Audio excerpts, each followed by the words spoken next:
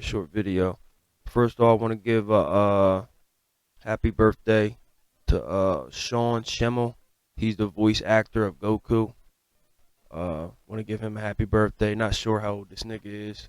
Um, when I make the video, I'm gonna put his picture up. I put a couple of his pictures up just in case y'all interested.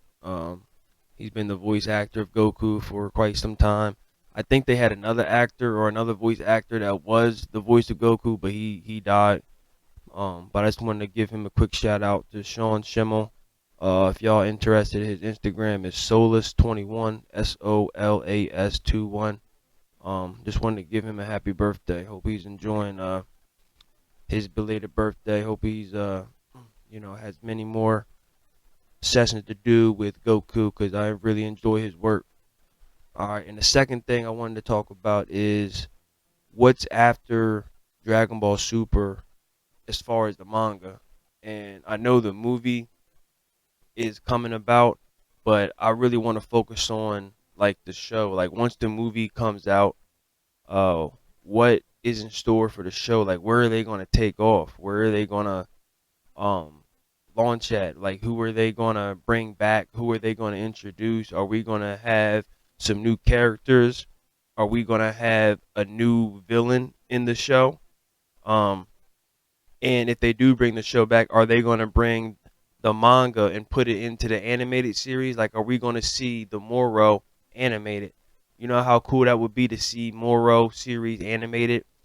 It was cool during the manga, and a lot of times the manga is better than the animated series. So just imagine if we got all them, you know, effects, the visuals, the color, just the animation in general from the Broly movie. If they do the same shit they did in that film, transfer it over to the Moro series, it's just gonna be on point. I'm telling you. But what is in store next? As far as Dragon Ball Super, are we going to get the same kind of storyline as far as Goku and Vegeta just trying to get more powerful? I mean, that should be the point anyway. Like their sayings, their powers are limitless. They have no ceiling as far as their abilities and powers can go. And talking about powers and abilities, are we going to see Goku and Vegeta continue to get new forms, or are we going to see them continuing the training of Whis? Like, okay, no matter how many forms you get, it's better to master all them forms before you go on to the next one.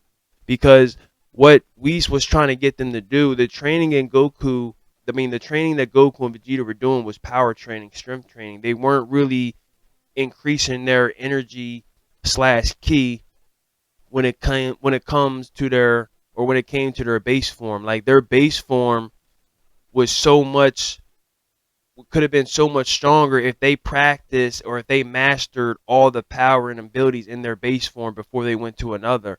And by doing that, if they master all their ability and all their powers in each form, the next form they go to is going to be 10 times more powerful than what it would be if they didn't, train in that form. And if they didn't release some of their key energy. Like when we saw them training with Beerus, they had a problem holding in their key energy. They kept letting it seep through their body, and that wouldn't make them reach their highest potential. Okay, so that was always my next guess too, like, or my next thought. Like, are we going to get another form? Like, I love seeing forms, but I would love to see them master the forms that they recently had in Super. Like, for example, Vegeta recently got the Super Saiyan God form with the red hair. Goku has Super Saiyan Blue. I know Vegeta's mastered Super Saiyan Blue. I know Goku's mastered it, but as far as Super Saiyan Blue, like completely mastered, I think Vegeta's ahead of Goku. I think Vegeta's ahead of Goku because he unlocked another version of Super Saiyan Blue when it comes to the blue form. And I still think right now, if you put Vegeta up against Goku in their blue form, Vegeta would beat Goku. Um, I think Goku reached new heights because he's able to tap into a form of Ultra Instinct. I don't think he has mastered Ultra Instinct like completely down packed. I still think he has to work a little bit to completely master that form, and it should be like that because some gods of destruction can't even reach that form. Ultra Instinct is a top tier ability, a top tier power that is hard to come by. Lord Beerus is training with Whis and he hasn't even achieved that form. And Goku is immortal and achieved that form. So we got to keep that in mind because if they're continuing to reach new heights as far as like unlocking new forms, that's good. But it's better if you master one form instead of going on to another. You know what I mean? Because if you go on to another, prime example, Frieza, when he had his golden form, okay, yes, it was a new ability, it was a new power. He unlocked a new form because he never trained before. Okay, and that just tells you what I'm trying to explain to you right now. He trained, unlocked a new form, but didn't train in that form that long. So when he did fight Goku in a Super Saiyan Blue, he was able to get one up on Goku for a little bit, but his power, his stamina ran out of that form because he was not used to training in that form, in that golden form. In that new golden form, that's my favorite form of Frieza's. Okay, I love the color. I love the way he gets more buff. He even grows. Frieza's already a short motherfucker, so he grows when he's in that form. And by him not mastering that form, he couldn't beat Goku. He couldn't finish off the job. Okay, Vegeta came along and pretty much wiped the floor with him, even though he didn't get the full kill. But that's one of the things I wanted to talk about too. We got to see Vegeta and Goku master their forms by before transforming into another form. Okay, and then another thing I wanted to cover is in the new movie, I hear that the new villain is going to be a dragon. It's going to be, if you guys remember Dragon Ball GT, uh, Shenron, the white dragon, the 5 or 7 star dragon. He had the 7 star dragon. He had gotten all the Dragon Balls into his body. The last one I think he ate, and he was able to become Omega Shenron. And it didn't it couldn't matter of fact, hold on. It took 2 Super Saiyan 4s to try to give him a battle, to try to give him a match, and 2 Super Saiyan 4s couldn't even get the job done.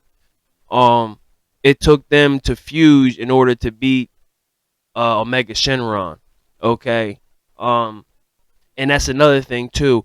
I would love to see Goku and Vegeta fight one on one rather than use fusion in this up and coming Dragon Ball Super series in this up and coming movie. Like I think we played out the fusion, the Batara earrings. I don't want to see any more fusion. Like I said in my other videos, my other podcasts, they should be able to master their individual powers slash abilities slash forms and reach new heights and defeat enemies on their own rather than fuse together. That fusion shit's got played the fuck out. Like I don't want to see that shit no more. And I think a lot of y'all would agree with me on that.